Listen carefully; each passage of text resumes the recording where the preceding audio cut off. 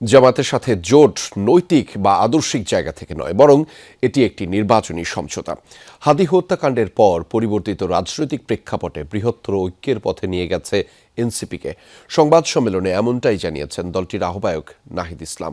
এই সিদ্ধান্তের কারণে যারা পদত্যাগ করেছেন সেটি একান্তই ব্যক্তিগত বিষয় বলেও মন্তব্য করেছেন তিনি। নতুন ব্লেন্ডে আরো রিচ অ্যারোমায় সেলন ফ্যামিলি ব্লেন্ড টে। আসসালামু আলাইকুম। জামায়াত আমিরের ব্রিফিংয়ের পর বাংলা মোটর কার্যালয়ে সংবাদ সম্মেলন ডাকে জাতীয় নাগরিক পার্টি এনসিপি। এতে দলের আহ্বায়ক নাহিদ ইসলাম সহ দলের শীর্ষ নেতারা যোগ দেন। অন্যান্য দিনের তুলনায় এক কাতারে নেতানেত্রী সংখ্যাও ছিল চোখে পড়ার মতো। তাদের সাথে নিয়ে জামায়াতের সঙ্গে জোটের সিদ্ধান্তের কথা জানান নাহিদ ইসলাম। শরীফ ওসমান হাদির যে শাহাদাত বরণ এবং তাকে প্রকাশ্যে গুলি করার মাধ্যমে বাংলাদেশের রাজনৈতিক প্রেক্ষাপট অনেক বেশি পরিবর্তন হয়েছে।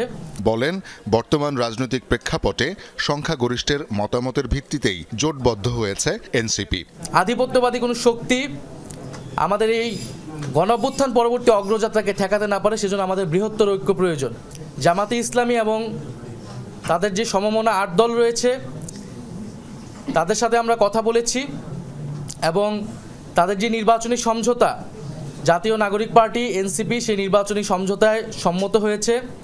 আমরা জাতীয় নাগরিক পার্টি এনসিপি এবং এই সমমনা 8 দলের সাথে আমরা একত্রে নির্বাচনে অংশগ্রহণ করব বলে আমরা সিদ্ধান্ত নিয়েছি। জোটে গেলেও এনসিপি তার নির্দিষ্ট লক্ষ্য ও আদর্শ নিয়েই রাজনীতি করবে উল্লেখ করে নাহিদ বলেন, যারা পদত্যাগ করেছে সেটি তাদের ব্যক্তিগত সিদ্ধান্ত। এটা সামগ্রিক বিষয়ে কোনো ঐক্য বা আদর্শিক ঐক্য হয়নি, এটা একটা নির্বাচনী সমঝোতা।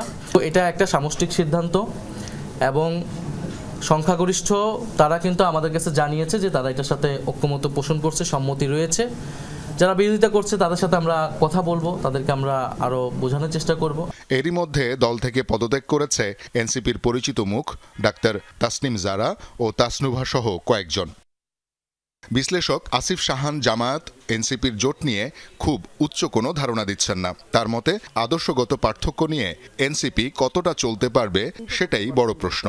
সময় হিসেবে এই নির্বাচনটাকে ব্যবহার করে তাদের অর্গানাইজেশনটাকে তারা দাঁড়াবেন, তারা হারবেন, কোনো সমস্যা নেই, কিন্তু সেইটা না করে তারা হচ্ছে এই রাস্তাটা গিয়েছেন। এবং এই ক্ষেত্রে আমার কাছে যেটা মনে হয়েছে, যেই দলটা তাদেরকে একটা বেটার ডিল অফার করেছে তারা সেই দলটার সাথেই হচ্ছে গিয়ে যাচ্ছেন। সো এটাকে পরবর্তীতে ওনারা সামলাতে পারবেন কি না, বা ওই যে আদর্শিক দ্বন্দ্বের যে ব্যাপারটা, যে কতখানি কাছাকাছি জামাত বা এনসিপি, সেইটা একটা বড় ধরনের চ্যালেঞ্জ এই পার্টিটার জন্য হয়ে যাবে। এই অবস্থায় সোমবার আসন বন্টন সহ প্রার্থী চূড়ান্তের ঘোষণা দেয়া হবে বলে জানিয়েছে এনসিপির নেতৃত্ব। এবং একত্রে নির্বাচনী যাত্রা আমরা পার করতে চাই। ধন্যবাদ। ধন্যবাদ। শওকত মঞ্জুর শান্ত, যমুনা নিউজ, ঢাকা।